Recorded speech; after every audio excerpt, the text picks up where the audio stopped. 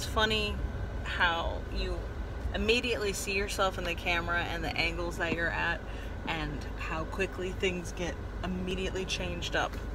Hi guys, this is Connie. Let me turn this down a little bit so I can feel the air and still feel like I'm not having to like belt it to you. So, anywho, this is one of those awkward videos that I don't even know if I'm gonna put up, because I just want to walk through it and know that at some point I'm gonna cringe terribly upon review.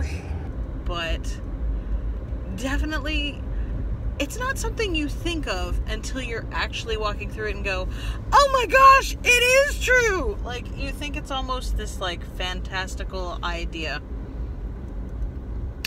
And yes, I want to keep beating around the bush. I know how to drive home. I'm going to drive home while trying to skirt through actually putting this out loud, because I think it's important, but I also am still trying to kind of work out my feelings on it, and where else better to do that than a vlog, huh?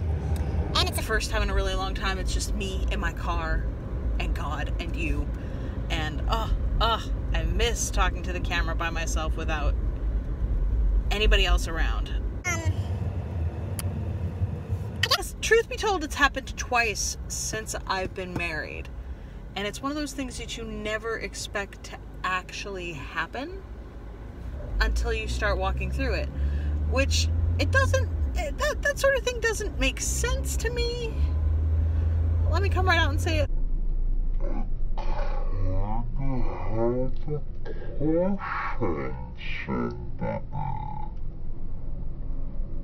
And it's just, it's dumb, it's ridiculous, and I know it's gonna pass because feelings are fleeting, but commitment and true love is real and will stay forever.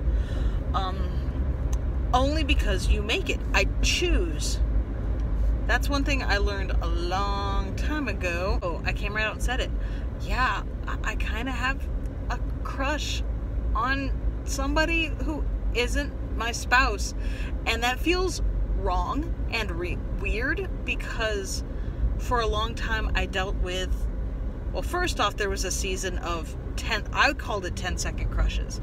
Where, as a young adult, anybody that paid me any kind of attention and was kind to me, I was like, hey, you know, he's cute. He's kind of cute. He's not such a bad guy. And I'd focus my energy in that direction, only to get rejected.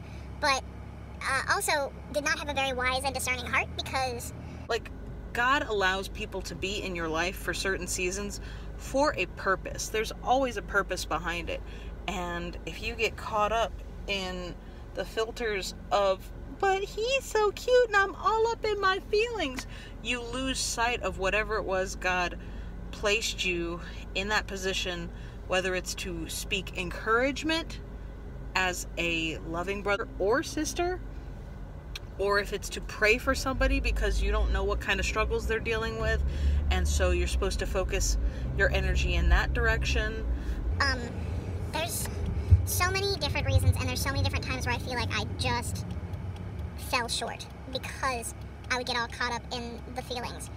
And I remember, you know, doing the, if only I were married, I would never have this problem. Well, guess what? You're happily married. It's a bit of a struggle because you have invited a new roommate into your life called your offspring, and now you have to raise a whole nother human being, and you will never be alone for the rest of your life. Or so it feels like. Yes, I love my child. Yes, I want more children. Yes, I wanted this legacy to live on in having family and having people remember me in that way. However, did not realize how difficult it was going to be in the meantime. And I'm struggling, looking at this poor lady's, I hope that's a swimsuit, because your bikini's showing. I'm so distracted. This has only happened to me twice in my marriage. We've been married lovingly for 6 years, and I choose my husband. No matter what I decide to get distracted in, no matter what I decide to sit here and, like, you know, like, there's fan fiction, there's fantasizing, all of that stuff leads in a direction that is nothing but destruction. It may not be destruction at first, but it definitely ends up as destruction. I've seen it be very destructive in other people's lives, and I'm not trying to go down that same path. But I also think that it's worth acknowledging, because it's very easy in self-righteousness to be like, oh, I've never felt like that before, or, oh, I'll never do that. And a part of me goes, never say never. Because we are all human, we are all flawed. Sometimes, some more hopelessly than others.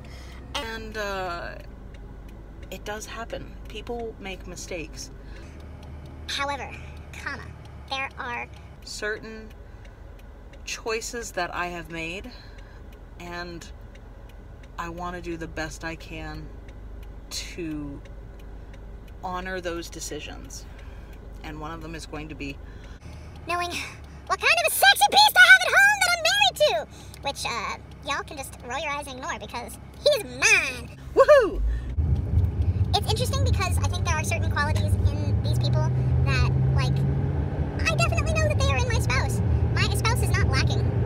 And if he was, we'd be able to discuss it, number one. Number two, I would need to take a really good long look in the mirror and know what kind of a disgusting, lazy slug I am. And know that I have absolutely no right whatsoever to even, while I might have grievances, and grievances can be aired, I also know that there is my spouse has every right to air grievances in my direction, because I know I have been lacking big time in the last few weeks. I just, I've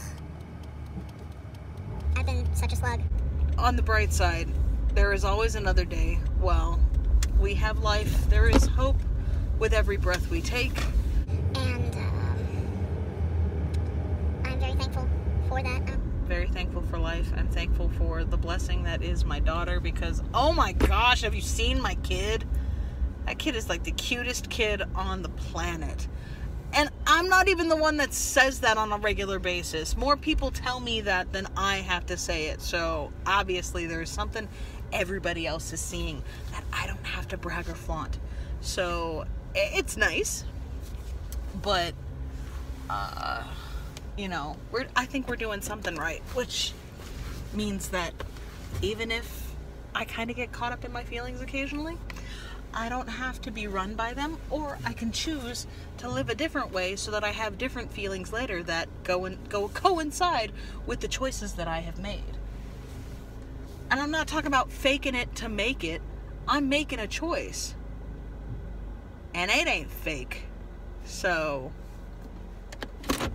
that's all I got to say about that. Be careful with that and enjoy. Please and thank you. I feel a lot better having shared that. Because it feels embarrassing, but at the same time, I know where my loyalties lie. And I know what choices I'm going to choose to keep on making, which is hopefully the right choices. And I probably just need to pray for those individuals. It's the only other reason why they would be impressed upon me as much as they are. Wake up call.